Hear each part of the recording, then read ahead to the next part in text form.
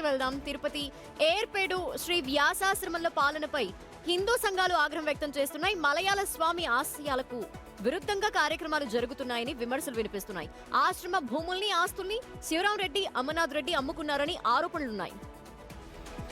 ఆశ్రమంలో వేద పాఠశాల సాంస్కృతిక కార్యక్రమాలు నిలిపివేశారు. అసలు ఆశ్రమంలో ఏం జరుగుతుందన్న క్వశ్చన్ రైజ్ అవుతున్నాయి. ఆశ్రమంలో బాలికల పాఠశాలపై విద్యార్థులపై అమర్నాథ్ రెడ్డి అసభ్యంగా ప్రవర్తిస్తున్నారని ఫిర్యాదులు కూడా వస్తున్నాయి. అంటే ఇదేం మాయరోగం, ఆశ్రమం అది. ఆశ్రమంలో ఎలాంటి చెప్పుకోవటం అనేది హిందూ ధార్మిక సంస్థ. గతంలో కూడా మనం వింటూ ఉన్నాము. సో ఈ పరిస్థితి రాకూడదు, ఇలాంటి వార్త మనం చదవకూడదని నేను కోరుకుంటూ ఉన్నాను. సో వాళ్ళ మీద సీరియస్ యాక్షన్ తీసుకోవాలని రిక్వెస్ట్ చేస్తున్నాం. ఒకసారి తిరుపతి ఉమాశంకర్తో ఏం జరిగిందో కనుక్కుందాం. అసలు ఫ్యాక్ట్ ఏంటి ఉమా? అసలు ఫ్యాక్ట్ ఏంటో చెప్పండి. నిజంగా ఉందా? అలిగేషన్ వేరు, నిజం వేరు ఉంటుంది కొన్ని సందర్భాల్లో. అశోక్, వ్యాసాస్త్రం చుట్టూనే వివాదాలు చుట్టుముడుతున్నాయి. గత కొన్ని రోజుల నుంచి కూడా పూర్వ విద్యార్థులతో పాటు అక్కడ ఉన్నటువంటి భక్తులంతా కూడా అక్కడ జరిగేటువంటి కార్యక్రమాలపైన పూర్తిగా అభ్యంతరం వ్యక్తం చేస్తున్నారు. పూర్తిగా అక్కడ ఉన్నటువంటి అంటే మలయాళ స్వామికి ఆశయాలకి పూర్తిగా విరుద్ధంగా కార్యక్రమాలు జరుగుతున్నాయి. ముఖ్యంగా పరిపూర్ణానందగిరి స్వామి ప్రస్తుతం పీఠాధిపతిగా ఉన్నారు. ఆయన సోదరుడు శివరాం అనేటువంటి వ్యక్తి మొత్తం అక్కడ ఉన్నటువంటి ఆస్తులకు సంబంధించి వ్యవహారాలన్నీ కూడా నడిపిస్తున్నారు. తో అమర్నాథ్ రెడ్డి అనేటువంటి వ్యక్తి అక్కడ చేరి మేనేజర్గా చేరి పూర్తిగా ఇటువంటి కార్యక్రమాలంతా కూడా పూర్తిగా నిలిపివేసేటువంటి ప్రక్రియ చేస్తున్నారు. సో సంబంధించిన వ్యవహారాల్లో ఇబ్బందులేనా, లేదంటే ఇంకేమైనా జరుగుతోందా అక్కడ? పూర్తి స్థాయిలో అక్కడ జరిగేటువంటి వేద పాఠశాల పూర్తిగా నిలిపివేశారు. సాంస్కృతిక పాఠశాల ఉంది, దానికి కూడా పూర్తిగా నిలిపివేశారు. కేవలం బాలికల పాఠశాల ఒకటే ఉంది.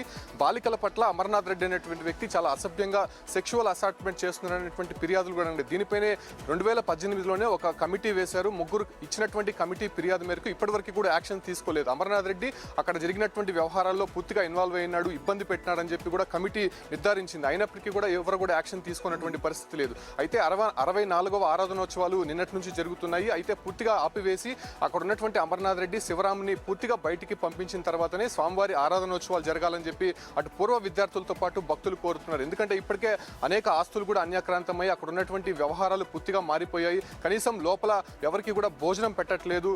వ్యాసాశ్రమంలో ఉన్నటువంటి ముందు జరిగేటువంటి కార్యక్రమాలకి ఇప్పుడు చాలా వ్యత్యాసం కనిపిస్తోంది. సో ఇవన్నీ కూడా మార్పు తీసుకురావాలంటే వీళ్ళు ఎవరైతే ఉన్నారో వీళ్ళిద్దరిని బయటికి పంపిస్తే తప్ప.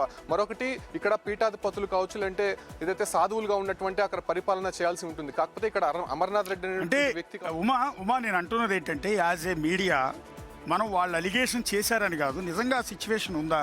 ఇప్పుడు ఆరోపణలు చేయటం చాలా ఈజీ. అక్కడ వర్గ విభేదాలు ఉండొచ్చు, రకరకాల ఈక్వేషన్స్ ఉండొచ్చు. సో ఈ క్రమంలో వాళ్ళిద్దరిని తప్పించడానికి కొన్ని ఆరోపణలు కూడా చేయొచ్చు కదా. నిజం ఉందా?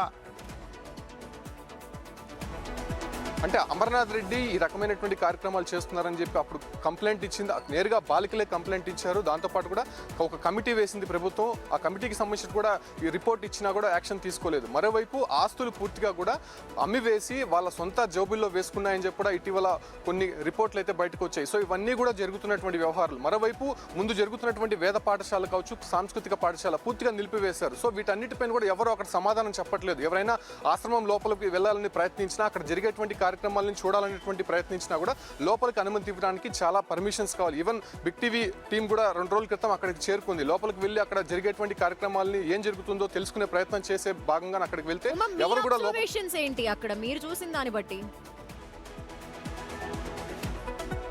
ఎగ్జాక్ట్లీ లోపలైతే మాత్రం చాలా గందరగోళ పరిస్థితి ఉంది. అక్కడ ఓన్లీ ఒక పాఠశాల, బాలికల పాఠశాల మాత్రమే జరుగుతుంది. యాక్చువల్లీ ఆశ్రమం అంటే చాలా మంది అంటే నిధులతో కూడుకున్నటువంటి ఆశ్రమం, ఎక్కువ కూడా ఆస్తులు ఉన్నటువంటి ఆశ్రమం.